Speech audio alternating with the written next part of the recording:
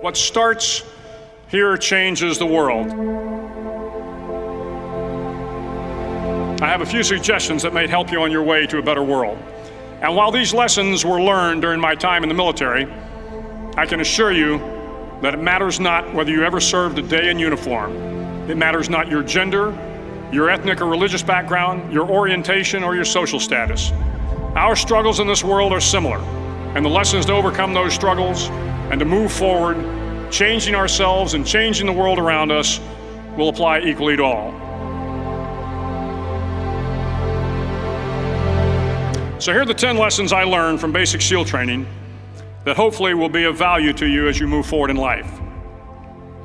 Every morning in SEAL training, my instructors, who at the time were all Vietnam veterans, would show up in my barracks room, and the first thing they'd do was inspect my bed. If you did it right, the corners would be square, the covers would be pulled tight, the pillow centered just under the headboard, and the extra blanket folded neatly at the foot of the rack. It was a simple task, mundane at best, but every morning we were required to make our bed to perfection. It seemed a little ridiculous at the time, particularly in light of the fact that we were aspiring to be real warriors, tough, battle-hardened SEALs. But the wisdom of this simple act has been proven to me many times over. If you make your bed every morning, you will have accomplished the first task of the day. It will give you a small sense of pride, and it will encourage you to do another task, and another, and another. And by the end of the day, that one task completed will have turned into many tasks completed. Making your bed will also reinforce the fact that the little things in life matter. If you can't do the little things right, you'll never be able to do the big things right.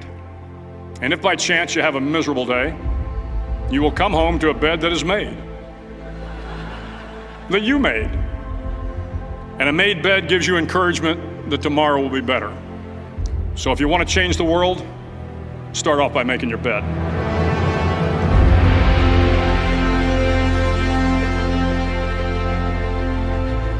During SEAL training, the students are all broken down into boat crews. Each crew is 7 students, 3 on each side of a small rubber boat, and 1 coxswain to help guide the dinghy. Every day your boat crew forms up on the beach and is instructed to get through the surf zone and paddle several miles down the coast. In the winter, the surf off San Diego can get to be 8 to 10 feet high, and it is exceedingly difficult to paddle through the plunging surf unless everyone digs in. Every paddle must be synchronized to the stroke count of the coxswain. Everyone must exert equal effort, or the boat will turn against the wave and be unceremoniously dumped back on the beach. For the boat to make it to its destination, everyone must paddle. You can't change the world alone. You will need some help. And to truly get from your starting point to your destination takes friends, colleagues, the goodwill of strangers, and a strong coxswain to guide you. If you want to change the world, find someone to help you paddle. Over a few weeks of difficult training, my SEAL class, which started with 150 men, was down to just 42. There were now 6 boat crews of 7 men each. I was in the boat with the tall guys, but the best boat crew we had was made up of the little guys, the Munchkin crew, we called them. No one was over 5'5". The Munchkin boat crew had 1 American Indian, 1 African American, 1 Polish American, 1 Greek American, 1 Italian American, and 2 tough kids from the Midwest. They out-paddled, outran, and outswam all the other boat crews. The big men in the other boat crews would always make good-natured fun of the tiny little flippers the Munchkins put on their tiny little feet prior to every swim. But somehow these little guys from every corner of the nation and the world always had the last laugh, swimming faster than everyone and reaching the shore long before the rest of us. SEAL training was a great equalizer. Nothing mattered but your will to succeed, not your color, not your ethnic background, not your education, not your social status. If you want to change the world, measure a person by the size of their heart, not by the size of their flippers.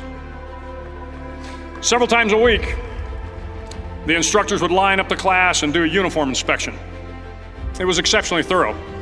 Your hat had to be perfectly starched, your uniform immaculately pressed, your belt buckle shiny and void of any smudges. But it seemed that no matter how much effort you put into starching your hat or pressing your uniform or polishing your belt buckle, it just wasn't good enough. The instructors would find something wrong. For failing the uniform inspection, the student had to run, fully clothed, into the surf zone, then wet from head to toe, roll around on the beach until every part of your body was covered with sand. The effect was known as a sugar cookie. You stayed in the uniform the rest of the day, cold, wet, and sandy. There were many a student who just couldn't accept the fact that all their efforts were in vain, that no matter how hard they tried to get the uniform right, it went unappreciated. Those students didn't make it through training. Those students didn't understand the purpose of the drill. You were never going to succeed. You were never going to have a perfect uniform. The instructors weren't going to allow it. Sometimes, no matter how well you prepare or how well you perform, you still end up as a sugar cookie. It's just the way life is sometimes. If you want to change the world, get over being a sugar cookie and keep moving forward. Every day during training, you were challenged with multiple physical events: long runs, long swims, obstacle courses, hours of calisthenics, something designed to test your mettle. Every event had standards, times you had to meet. If you failed to meet those times, those standards, your name was posted on a list, and at the end of the day, those on the list were invited to a circus. A circus was 2 hours of additional calisthenics, designed to wear you down, to break your spirit, to force you to quit. No one wanted a circus. A circus meant that for that day, you didn't measure up. A circus meant more fatigue, and more fatigue meant that the following day would be more difficult and more circuses were likely. But at some time during SEAL training, everyone made the circus list. But an interesting thing happened to those who were constantly on the list. Over time, those students who did 2 hours of extra calisthenics got stronger and stronger. The pain of the circuses built inner strength and physical resiliency. Life is filled with circuses. You will fail. You will likely fail often. It will be painful. It will be discouraging. At times, it will test you to your very core. But if you want to change the world, don't be afraid of the circuses. At least twice a week, the trainees were required to run the obstacle course. The obstacle course contained 25 obstacles, including a 10-foot wall, a 30-foot cargo net, a barbed wire crawl, to name a few. But the most challenging obstacle was the slide for life. It had a 3-level, 30-foot tower at one end and a 1-level tower at the other. In between was a 200-foot long rope. You had to climb the 3-tiered tower, and once at the top, you grabbed the rope, swung underneath the rope, and pulled yourself hand over hand until you got to the other end. The record for the obstacle course had stood for years when my class began in 1977. The record seemed unbeatable until one day a student decided to go down the slide for life head first. Instead of swinging his body underneath the rope and inching his way down, he bravely mounted the top of the rope and thrust himself forward. It was a dangerous move, seemingly foolish and fraught with risk. Failure could mean injury and being dropped from the course. Without hesitation, the student slid down the rope perilously fast. Instead of several minutes, it only took him half that time. And by the end of the course, he had broken the record. If you want to change the world, sometimes you have to slide down the obstacles head first. During the land warfare phase of training, the students are flown out to San Clemente Island, which lies off the coast of San Diego. The waters off San Clemente are a breeding ground for the great white sharks. To pass SEAL training, there are a series of long swims that must be completed. One is the night swim. Before the swim, the instructors joyfully brief the students on all the species of sharks that inhabit the waters off San Clemente.